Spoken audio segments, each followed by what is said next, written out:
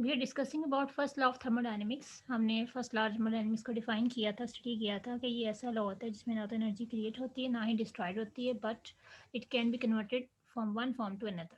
ठीक, हमने इसकी छोटी सी एक डेरिवेशन की थी जिसमें फाइनल इक्वेशन हमारे पास थी delta E is equal to Q plus W, यानी जो भी आपके पास एनर्जी होगी वो सम होता है बेसिकली किसका, एनर्जी सप्लाइड जो हीट सप्लाई की जाती है, plus work done. Work done is the pressure volume work. तो इससे रिलेटेड एक क्वेश्चन है जो आपने करना है, जो बेसिकली है आपका क्वेश्चन अबाउट के किस कंडीशन पे जाके आपके पास वैल्यूज जो हैं डेल्टा ई की क्यू वी के बराबर हो जाती हैं। एट व्हाट पैरामीटर, यानी कौन सा पैरामीटर होगा जिस पे जाके delta E becomes equal to Q V. तो ये वो कंडीशन होगी जब आप देखो ये क्वेश्चन फर्स्ट लॉ की जो है वो delta E is equal to Q plus W होता है। W is the work done, work done की जगह पे लिखा जाएगा P delta V. Work done on the system है, मतलब बाहर से हीट अंदर आ रही है तो ये पॉजिटिव लिया गया है, तो आपके पास यहाँ पे पॉजिटिव साइन आ गया। तो ये एक्चुअल जो आपके पास सिस्टम की वैल्यू है ना, ये आपके पास ये आती है।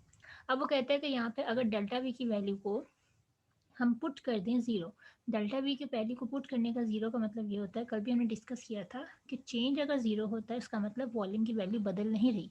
ठीक, अगर स्टार्ट में वॉल्यूम 13 था, बाद में भी 13 रहा, तो उन दोनों का डिफरेंस इक्वल टू ज़ीरो आएगा। तो डेल्टा वी को अगर हम इक्वल टू ज़ीरो पुट कर दें, यानी वी को हम कांस्टेंट बना दें, तो delta V becomes equal to zero. तो ये जो डेल्टा ई होगा it is equal to Q V, ये उसके बराबर आ जाएगा। तो ये क्वेश्चन आ सकता है किस कंडीशन पे जाके आपका जो इंटरनल एनर्जी है becomes equal to heat content, जो आपके पास हीट सप्लाई है basically Q is the heat, उसके बराबर कब होता है। और ये वी शो कर रहा है कि there is the volume constant factor. ठीक, तो इसी तरह अब हमारा जो न्यू टॉपिक है आज का वो है आपका इंथाल्पी। ठीक, इंथाल्पी आपके पास क्या होता है, इंथाल्पी आपके पास किसी भी सिस्टम की इट्स सेल्फ अपनी हीट होती है। ठीक, कि उस इंटरनली मॉलिक्यूल की क्या हीट हमें, उसके अंदर इंटरनली सिस्टम के मौजूद हीट कितनी है, उसको हम कहते हैं इंथाल्पी। तो इंथाल्पी बेसिकली क्या है, it is a heat content. अब इंथाल्पी को हम शो करते हैं एच से, कैपिटल ए से, और हीट एक अलग चीज़ है। Heat is a way to transfer energy, एक जगह से दूसरी जगह ट्रांसफर होने का तरीका। और हीट कॉन्टेंट का मतलब है जो भी सिस्टम आपके पास है उसके पास अपनी कितनी हीट मौजूद है उस रिएक्शन को करवाने के लिए। तो enthalpy is the heat content of the system. ठीक है, internal energy, pressure, volume are the function of state.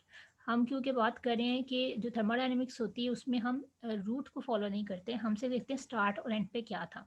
तो enthalpy basically it is equal to the internal energy and the pressure volume work.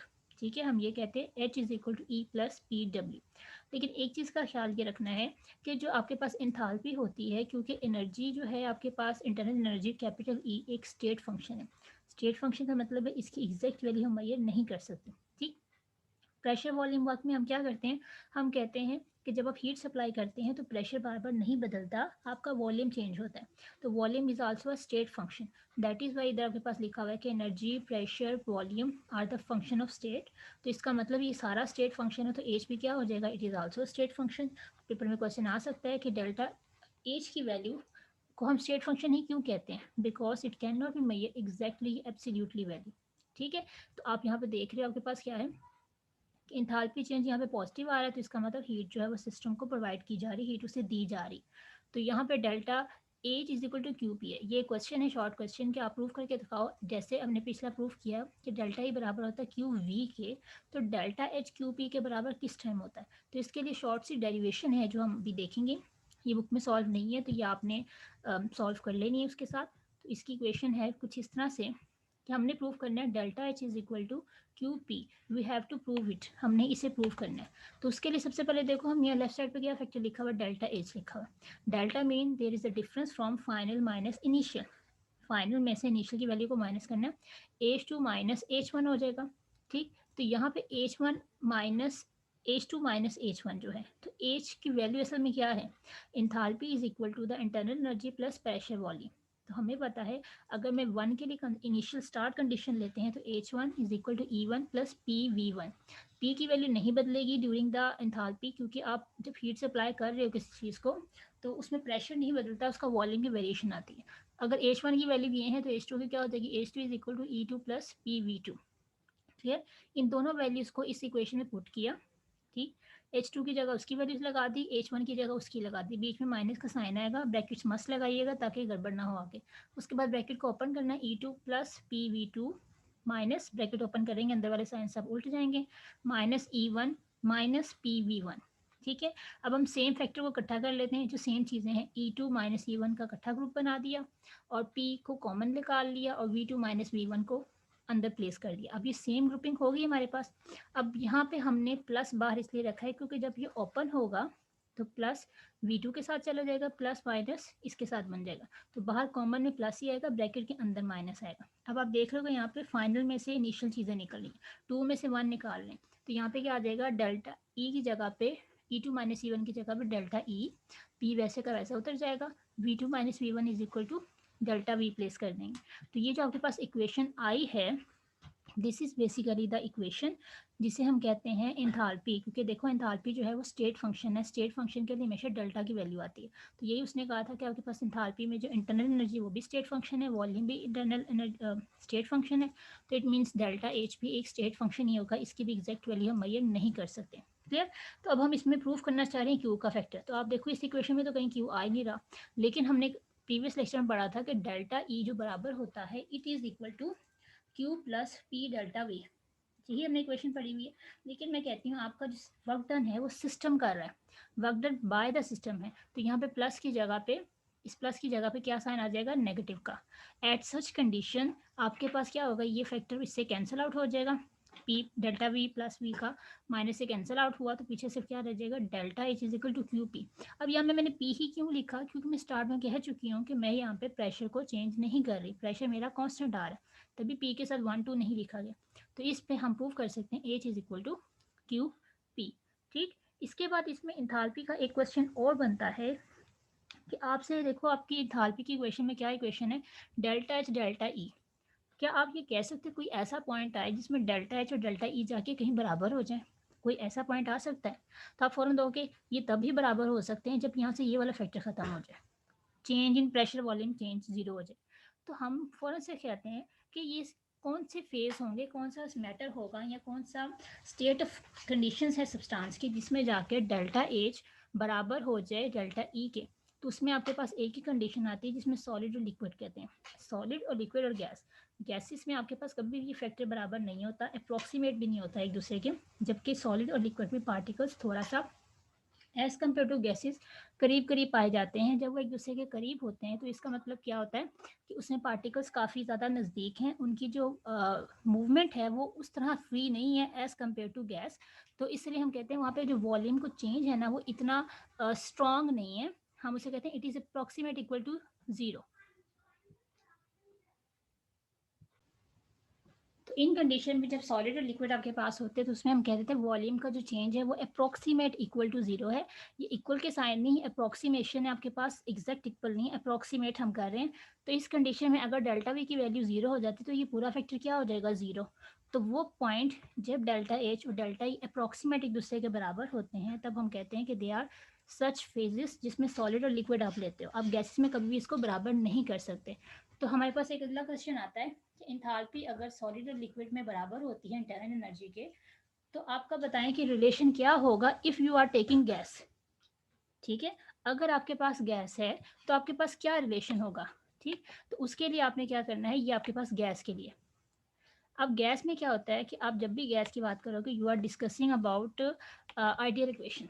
ठीक, तो ideal equation क्या होती है, P V is equal to N R T. तो जब हम किसी चीज़ का चेंज नोट कर रहे हैं तो हम फ़ौरन से कहते हैं कि हम वहाँ पे कुछ पैरामीटर्स के 1 से शो करेंगे वैल्यूज़, कुछ 2 से करते हैं। तो हम जब गैस की बात करते हैं तो यहाँ पे हम कह देते हैं we are discussing relation between delta H और डेल्टा डी। जब हमारे पास पी की वैल्यू क्या होगी, इट इज़ टेकिंग कॉन्स्टेंट और टेम्परेचर मेरे पास कॉन्स्टेंट है। ठीक है, तो जो चीज़ें मेरी बदलेंगी वो आपके पास बदलेंगी नंबर ऑफ पार्टिकल्स और वॉल्यूम। कैसे, आपने थोड़ा सा एनर्जी सप्लाई किया, पार्टिकल स्टार्ट में कुछ और थे, वॉल्यूम कुछ और था, उसी टेम्परेचर पे पार्टिकल्स बाद में डेविएट करके हाई वॉल्यूम पे चले गए। तो टेम्परेचर और वॉल्यूम को मैंने फिक्स रखा, तुम्हारे पास वैल्यू आएगी P V one is equal to N one R T P V two N two R T. तो जो वैल्यू बार बार बदल नहीं रही तो दैट मीन्स वो कॉन्स्टेंट है वहाँ पे। ठीक, तो आपके पास ये इक्वेशन 1 आ गई, ये इक्वेशन 2 आ गई। तो आपने इक्वेशन 2 में से -1 करनी है, तो आपके पास फैक्टर आ जाएगा PV2 माइनस PV1। लेफ्ट को लेफ्ट में से, राइट को राइट में से माइनस कर देना, is equal to N2RT minus N1RT। ठीक, उसमें से अगर कॉमन निकलता हम निकाल लेंगे, तो हमारे पास कॉमन आ जाएगा P और V2 माइनस V1 ब्रैकेट में, इसमें से कॉमन निकलेगा N2 माइनस N1 ब्रैकेट में, और RT कॉमन बाहर आ गया। ये जो इक्वेशन आई है इसमें ये चेंज फाइनल माइनस इनिशियल है, तो इसको हम डेल्टा से रिप्लेस करेंगे। डेल्टा चेंज को नोट करता है, और ये स्मॉल चेंज नहीं है, ज़रा बड़ा चेंज है, इसलिए डेल्टा वी लिखा हुआ है। ठीक है, तो P delta V is equal to delta N R T, इसको मैंने इक्वेशन नंबर 3 का नाम दे दिया। हमने रिलेशन किस में निकालना था, हमने रिलेशन निकालना है डेल्टा एच और डेल्टा ई में, लेकिन मुझे इस इक्वेशन में अभी तक कुछ नज़र तो आ नहीं रहा इस तरह का। तो फिर हम क्या करते हैं, जो आपके पास इंथाल्पी की जो एक्चुअल इक्वेशन है, delta H is equal to delta E plus P delta V, तो इसमें जो फैक्टर पी डेल्टा वी है इसको रिप्लेस कर देते डेल्टा एन आर टी।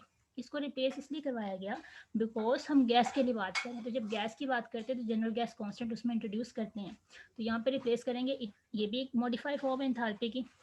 अगर आपसे कहा जाता है कि drive the relation between heat at constant pressure and constant volume, तो वो रिलेशन आपके पास क्या है कि ये जो हमने पिछले प्रूफ किए हैं, delta is equal to Q P, इस इक्वेशन के थ्रू, कि हीट के बराबर होता है at constant pressure, delta E बराबर होता है हीट के तब जब कांस्टेंट वॉल्यूम होता है, और एनआरटी, तो ये भी एक इक्वेशन की फॉर्म आ गई। क्लियर, तो ये एंथैल्पी के कुछ वैल्यूज हैं, कुछ केसेस हैं जो आपके इसमें डिस्कस करने हैं।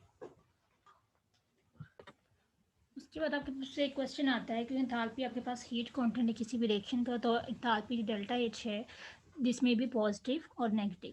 पॉजिटिव कब होती है, जब आपका रिएक्शन एंडोथर्मिक होता है। एंडोथर्मिक मीन्स जब सराउंडिंग से हीट उसके अंदर जाती है। फॉर एग्जांपल, अगर स्टार्ट में मेरे रिएक्शन में मैंने आपको कहा कि मेरे पास हीट कंटेंट जो एनर्जी थी वो 50 थी, और जब आखिर में प्रोडक्ट बना तो उसकी एनर्जी 100 होगी, तो इसने एनर्जी गेन की है। जब एनर्जी गेन करता है कोई चीज़, उसे हम पॉजिटिव कहते हैं। इसका मतलब H2 यानी प्रोडक्ट की वैल्यू ग्रेटर थी H1 से, इन कंडीशन में इस रिएक्शन को एंडोथर्मिक रिएक्शंस कहते हैं। अगर आपके पास वैल्यू स्टार्ट में 100 थी और बाद में 50 हो गई, तो ऐसे रिएक्शन जिसमें एनर्जी बाद में कम हो जाती है, वो ये शो करते हैं वो एनर्जी जो कम हुई वो तो रिलीज हो गई, रिलीज होकर सराउंडिंग में चली गई, तो उसको हम नेगेटिव से शो करते हैं, उसको हम एक्सोथर्मिक रिएक्शंस कहते हैं। क्लियर, तो ये आपके पास जो टॉपिक्स हैं, ये बेसिकली आपका कुछ क्वेश्चन थे जो बुक में मार्क नहीं है, तो आपने इसको यहाँ से कर लेना। यहाँ पे आपके पास डेरिवेशन डायरेक्ट दी गई है। क्लियर, उसके बाद एक छोटा सा टॉपिक है कि सिग्निफिकेंस है कि एंथैल्पी की इंपॉर्टेंस क्या है। ठीक है, एंथैल्पी की इंपॉर्टेंस ये है कि आपके पास अमाउंट बताती है, एग्जैक्ट डेफिनेट अमाउंट जो किसी भी सिस्टम में मौजूद होती है। ठीक है, उस जिसको हम इंटरनल एनर्जी कहते हैं। क्लियर, तो ये आपके पास बेसिकली कंटेंट ऑफ सिस्टम कहते हैं या एंथैल्पी ऑफ सिस्टम कहते हैं, ये एक ही बात है। दूसरा, हम इसकी कभी भी एग्जैक्ट वैल्यू मेजर नहीं करते, we always measure the enthalpy change. तो अक्सर जगह पे जहाँ एंथैल्पी लिखा होता है हम कभी भी ई से शो या एच से शो नहीं करते, हमेशा हम डेल्टा एच लगाते हैं। ठीक है,